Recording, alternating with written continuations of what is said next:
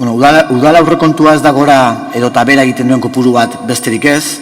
Udal gobernuan asmoak, helburuak eta lehentasunak zehazten ditu aurrekontuak. Eta horiek zeintzuk diren landu eta erabaki behar ditugu baliabideak mugatuak direla kontuan hartuta. Eta horrez gain, aurrekontuen araudiak ezarritako joku arauak errespetatuz. Lan horretan, ezinbestekoa da gure udal zerbitzu teknikoek egindako lana. Benetan eskertu nahi dut, udal gobernu osoaren izenean egiten duzuen ahalegina. Eta bereziki goraipatu eta intzatetsi nahi dut, aurrekontuan hartzeko prozedura osoa euskaraz egin ahal izatea. Izan ere, prozedura konplexua da eta luzea. Maiatzean hasi ginen lantzen zerga politikarako txostena. Orduan hasi ginen aurrikusten zeintzuk izango diren 2025ean izango ditugun beharrak eta baliabideak. Eta behar hori erantzun ahal izateko zerga ordenantzetako aldaketak landu eta onartu genituen. Eta azpimarratu nahi dut ideia hori. Hain zuzen ere, udal gobernuaren erabakiak beti oinarritzen direlako udal teknikari eta adituek ezarritako irizpidetan. Eta beti da beti, ez komeni zaigunaen arabera. Eta azpimarratu nahi dut hori, bereziki, oposizioko taldeek aurkeztutako zuzenketek aurpegiratzen digutelako gezurretan aritzea eta iruzurra ere egitea. Onartezina da, are gehiago, behin eta berriro, udaleko zerbitzu teknikoek berretsi eta baliozkotu dutenean aurrekontuan jasotako diruzarrera eta gastu guztiak egokiak direla.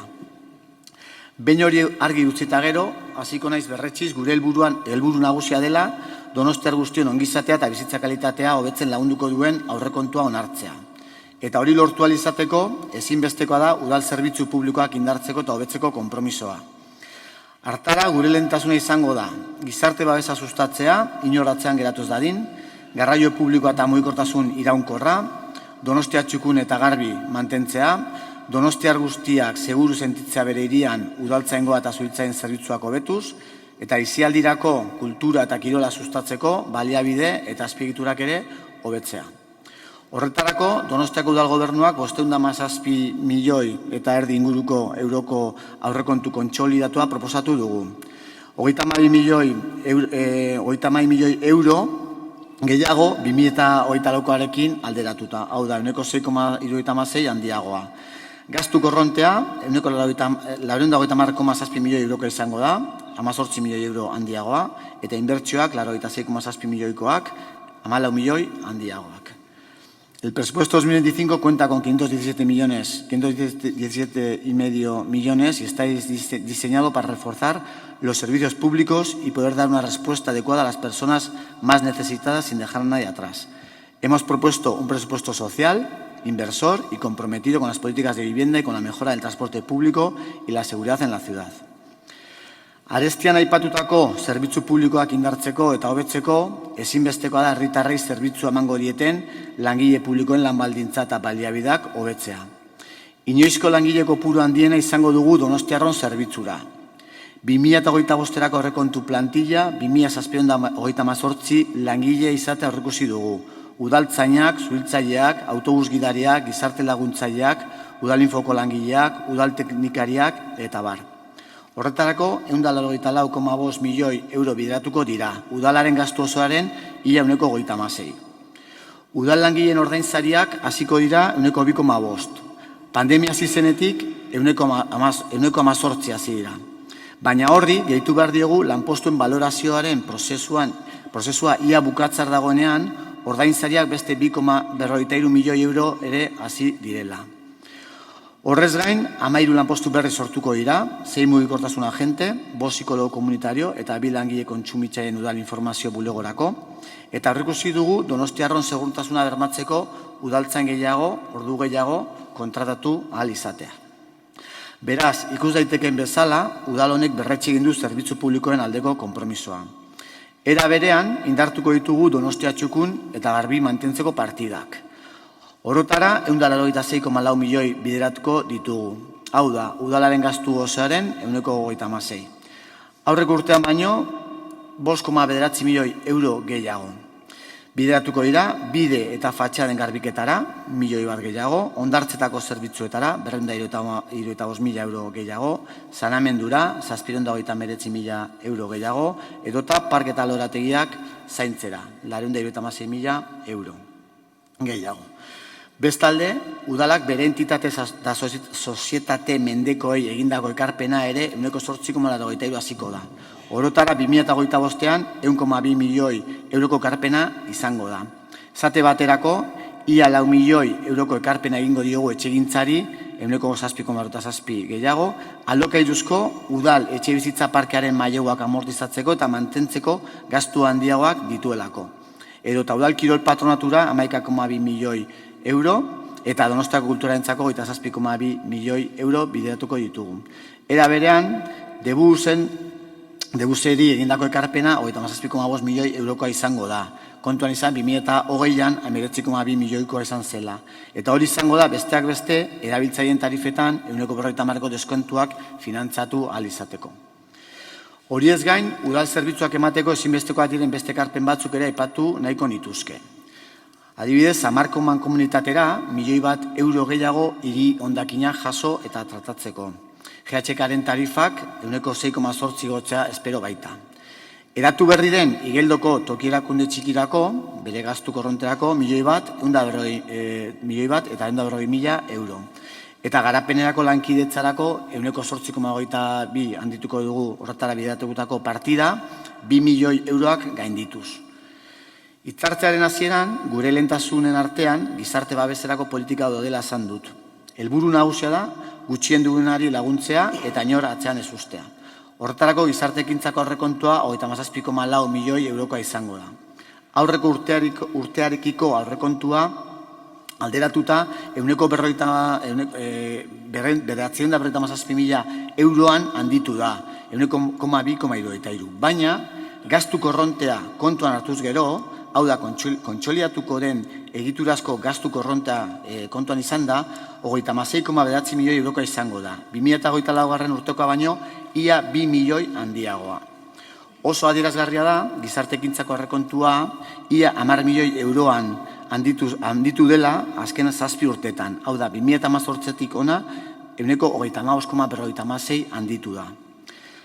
Aurrekontu zaien artean, honakoak dira esanguratsuenak. Etxez-etxeko laguntza zerbitzura 9,9 milioi euro bideratzea aurrekusi dugu, gizaldi larrialdetarako laguntzak 3,7 milioi euro, nahiz eta gehiago izan daitezkeen beharrak egun ezkero, gizarteratzera 5,6 milioi euro, edota haur eta familien prebentzio zerbitzura 4 milioi euro. Bestalde, berretxiko dugu garraio publikoa eta mugikortasun iraunkorraren aldeko apustua. Horren adibide duela egun batzuk isuri gutxiko eremua indarran sartu da. Apustu hori sendoa da eta debuseri egindako ekarpena handituko dugu mugi tarifako deskontu sistema mantentzeko, lehen esan dudan bezala 37,5 milioi euro gastu karronterako debus eta debiziren zerbitzuak indartzen jarraitu ahal izateko. Horrez gain, aurrekontu proiektuak 30,9 milioi euro arrekusten ditu mugikortasun eta garraio sailerako datozen urteotan. Besteak beste, 17. linean behi ezarri ahal izateko, 2025an 13,8 milioi bideratuko dira horretara, baina baita 4 mikrobus berri erosteko 2025an da 2026an zehar. Beste 7,4 milioi euro elektrizen proiektuaren garapenean jarraitzeko 12 metroko 24 autobus elektriko erosteko eta horien karga elektrikoa kudeatzeko azpiegitura egin ahal izateko. Eta bizikletentzako ostalitako aparkalekuar egingo dugu Bentaberrin, Jaialaiko tunelaren hobekuntza, Reinar Regente ingurua eta Kursal zubiaren berrantolaketa, edota Erizkaleko igogailua burutu ahal izateko partidak ere jaso ditugu. Aipatu nahiko nituzke ere bai, partaidetzako aurrekontuetatik jasoteko zenbait ekimen. Izan ere, bidegorriak motorgun trafikotik babesteko elementuetarako 3.000 euro bideratuko ditugu, Berillo pasealekuan istripuak saihesteko lanak ere egingo ditugu, eta bidegor sigurua egia kalean. Dartarako 3.000 euro jaso dira. Etxebizitza eta hirigintzaren arloan, argi dago etxebizitzaren arazoa Donostiarron artean, kezka handienetakoa sortzen duen gaia dela segurtasunarekin batera. Pertzepzioaren azken inkestak ere horrela ondorioztatu du.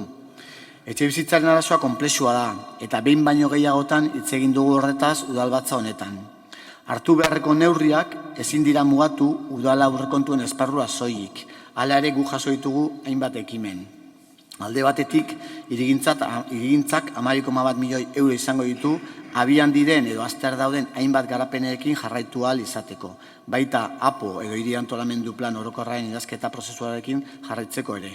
Horrela, Lorategiria, Ilarra, Infernua edo eskuzaitzetako urbanizazioekin jarraitu ahal izango dugu. Bestetik, etxegintzak datozen 4 urteetan 30,8 milioi bideratuko ditu babestutako 282 etxe bizitza eta 38 zuzkidura bizitoki eraiki ahal izateko.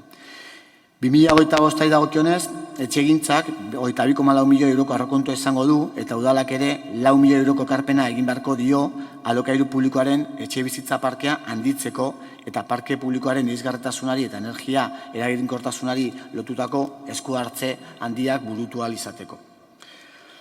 Bestalde, Donostiarron segurtasunari dagokionez, udaltzaingoak eta zuhiltzaltze eta salbamendu zerbitzuak 5,8 eta 6,6 urrenez urren handituko dituzte beren aurrekontuak. Donostiarrei zerbitzu hobea eman ahal izateko, materiala erosteko, instalazioen ekipamenduak hobetzeko, zuhiltzaientzako garraiorako ibilgailu berriak eskuratzeko, genero biktimak artatzeko gune berria izateko, edota egia inguruan komisaria berri bat egin ahal izateko. Prebentzioa eta zuhiltzatze zerbitzua eta sorospenei dagokionez, aurrekontua 11,6 milioi euroraino hasiko da, eta horietatik milioi bat eta 110.000 euro inbertsioetarako izango dira, instalazioak hobetu, tresneria eta garraio materiala berria eskuratzeko. Bukatzeko eta laburbilduz, 2025erako aurrekontu proiektuak 100 inbertsio partida baino gehiago ditu, 22,7 milioi euro danetara. Horietako asko, auzoetan proiektu berriak garatu ahal izateko dira, eta beste asko, herritarrek parte hartze prozesuetan aukeratutakoak izango dira. Por lo tanto, el presupuesto que hemos presentado ha dado mucha importancia a la inversión en la ciudad y en sus barrios. El cuidado, mantenimiento y mejora de Donostia y de la calidad de vida de las y los donostiarras son los ejes principales del presupuesto para 2025. Contiene más de 100 partidas en las que se destinarán más de 80 millones de euros a seguir desarrollando los proyectos iniciados y poder abordar nuevos proyectos en 2025, entre ellos los propuestos y votados en los presupuestos participativos por las y los donostiarras. Horiei esker, martxan dauden hainbat hirigintza garapen burutu ahal izango da, hainbat kirol instalazioetan inbertsioak egin ahal izango dira, esate baterako Erdera futbol zelaia berritzeko 3,2 milioi euro bideratuko dira, Anoetako ministerioa eta ilunbeko erabilera anitzeko pabelloia. Era berean, Riberaseko Intxaurrondo egoan eta Goroseko Semorian 3 aurreskola berri martxan jartzeko 1,8 milioi euro bideratuko dira. Hainbat udal hezkuntza eraikinetan hobekuntzak burutuko dira. Antiguako gizarte zerbitzuguna handitzeko edo Aldezarreko haurtxokoa martxan jartzeko partidak ere jaso ditugu. Baita ere Okendo kulturetxea berritzeko proiektua, edota Loiolako kulturetxearen irrisgarritasun proiektua. Parke eta lorategietan aktuazioak gune berde eta ureztatze sistemak hobetzeko, hortarako milioi bat. Hiriko bideak hobeto asfaltatu eta ahal izateko, 800.000 euro.